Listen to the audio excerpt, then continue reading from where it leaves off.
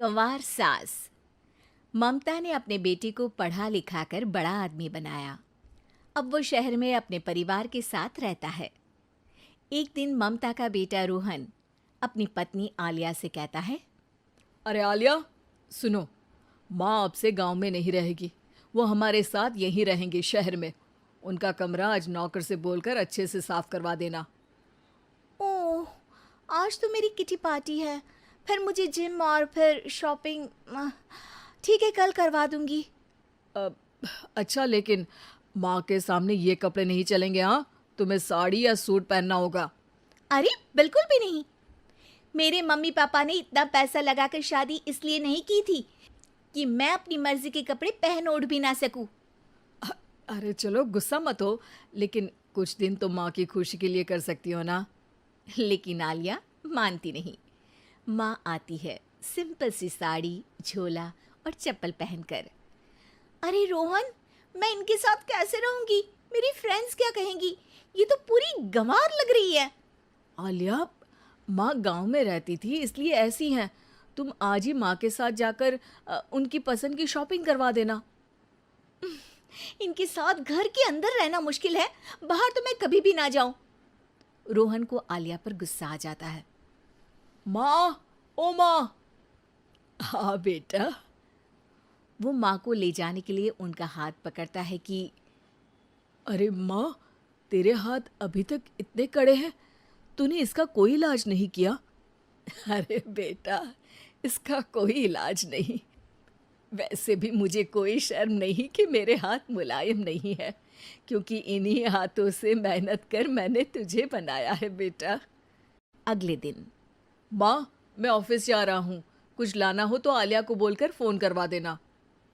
रोहन के जाने के बाद, आप ना आज कमरे में ही रहिएगा, घर में पार्टी है, मेरी सहेलियां आ रही हैं, मैं उन लोगों के सामने आपको नहीं ला सकती हूँ। ठीक है बहू, लेकिन तुम कहो तो मैं कुछ खाने को बना दूँ तुम लोगों की पार्टी के लिए। वो लोग सिर्फ कॉन्टिनेंटल या थाई फूड ही खाते हैं। कोई बात नहीं, कभी इंडियन खिलाने वाला कोई मिला नहीं होगा ना। मैं बनाकर कमरे में चली जाऊंगी। जैसे आपकी मर्जी। आलिया के घर उसकी दोस्त आती हैं, पार्टी होती है। अरे वाह आलिया, ये क्या है खाने में? बड़ा ही स्वादिष्ट है यार, इसकी रेसिपी मुझे चाहिए। हाँ, और ये दाल, ओ माय गॉड, मैंने तो किसी 5 स्टार में भी ऐसी दाल नहीं खाई है। यार तू कुक को यहाँ बुलाना। अब आलिया घबरा जाती है। हाँ हाँ हाँ हाँ, क्यों नहीं, माँ जी ज़रा बाहर आइए। आलिया की सास सिंपल सी साड़ी और गांव के अंदाज में आती है।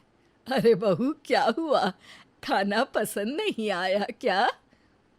बहू? अरे ये गांव से दिखने वाली औरत तुम्हें बहू क्यों बोल रही है? कौन है ये?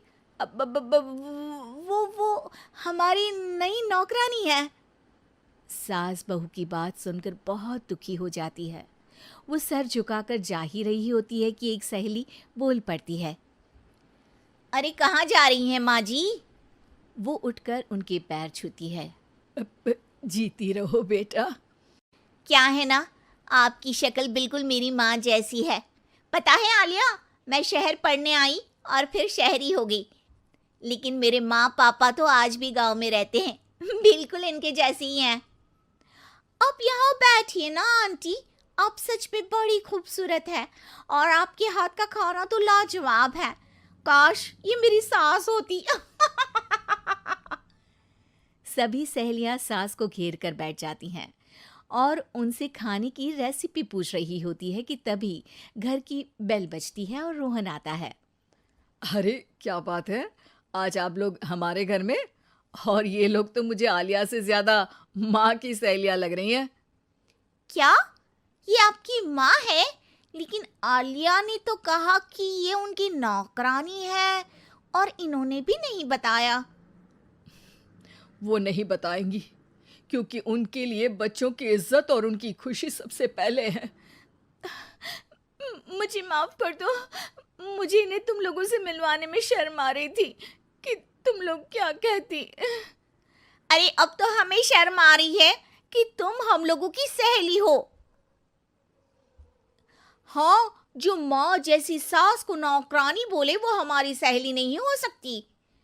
ये बोलकर सभी वहां से जाने लगती है कि सास बोलती है, आलिया की तरफ से मैं तुम लोगों से माफी मांगती हूँ। उसने जो कहा उसके लिए मैं उसे माफ करती हूँ। अब तुम लोग भी उसे माफ कर दो, क्योंकि अगर तुम लोगों ने उससे दोस्ती तोड़ी तो फिर मेरे हाथ का खाना कैसे खाओगी? नहीं नहीं आंटी, जरूर आएंगे, लेकिन अब आलिया की नहीं बल्कि आपकी सहेली बनकर।